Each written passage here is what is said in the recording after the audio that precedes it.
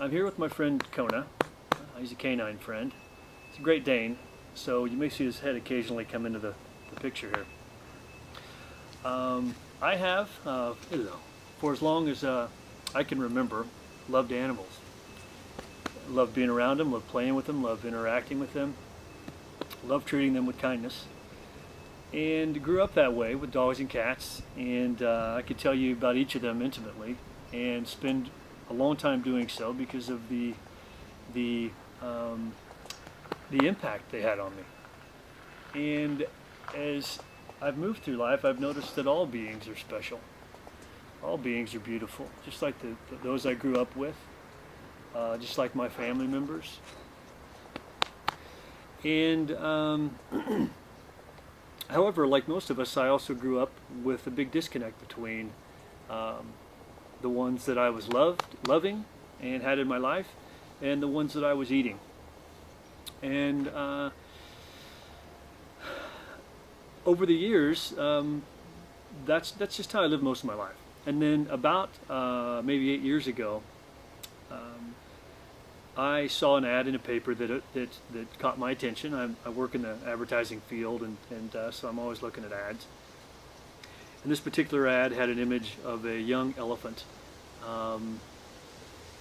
chained in a very confined, desolate space. And this elephant was a circus elephant.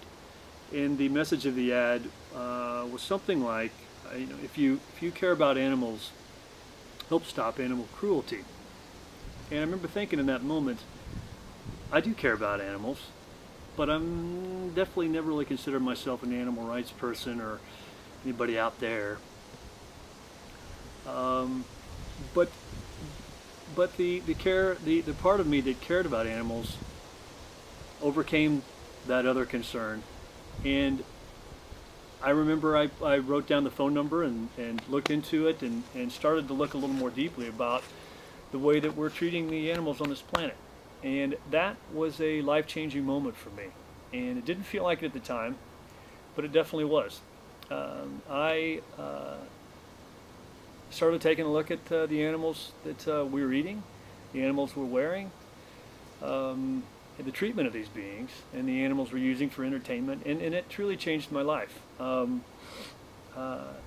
Something opened in me during that time where the sense of connection to these beings grew, and it was pretty painful to look honestly at the way we're treating these beings. And part of the reason it was painful for me was because I was contributing to it. And I realized in that time that I didn't want to continue to do that. And in fact, I wanted to help put an end to it. So that posed its own set of challenges because my refrigerator was full of dead animals. And as a guy who was pretty addicted to those eating habits, I started looking at those patterns and began to change them. I went vegetarian for several years, and then about 6 years ago I became vegan. And that has been a profound, it continues to be a profound experience for me. And it was challenging, and it was challenging physically, psychologically, emotionally to some degree. But the biggest challenge probably was the fact that I was stepping away from sort of the cultural norms. This is the way everybody does it. This is the way everybody lives. This is the way we treat these animals and so forth. And again, as I was going through this transformative period, I realized that that's not the way I wanted to go about it. And if that meant going against the norms, then so be it. If it meant challenging my own beliefs, then so be it. And I can say that it was the most beautiful and profound choice I've ever made in my life. And the reason Kona's still here is because I'm scratching him in the chest and he's sort of frozen at the moment. And that it's been, in a word, it's been liberating. And that is because when we pull ourselves, remove ourselves from a pattern or an addiction and shift out of that pattern, we're no longer stuck in the movement of it. We're no longer being pulled along helplessly by it. And that's freeing. It's incredibly freeing.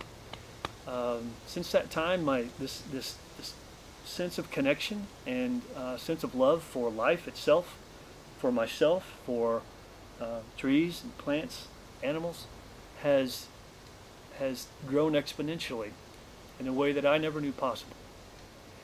And so it's an amazing observation to me to notice that when we begin to align ourselves in a way that brings more peace and less suffering to this planet, we begin to experience more peace and less suffering inside of ourselves. And again, it's been the greatest of gifts. It's been liberating. And the funny thing is, most people think of these, if we go this direction in our lives, that it's restricting and it's confining. Well, it's the opposite. So rather than living in a place of fear and anxiety, and most importantly a sense of disconnection and separation, my life is quite peaceful, and there's an experiential sense of connection, and it's a heck of a way to go through life, I have to say. And it's also, I think, important to note that we're not just talking about the animals. We're talking about our planet, and we're talking about human beings who are starving right now while we're growing all this food and feeding it to the animals that we then eat. And we, as a society, are obese, sick because of it. And so as we look at justice for the planet, look at justice for the human beings on this planet, and look at justice for the non-human beings on this planet. And for me, it's a pretty simple call, and I can't imagine going through life any other way. So that's kind of it. That's my gig, and I appreciate you taking a few minutes to listen to it. Thanks. Peace.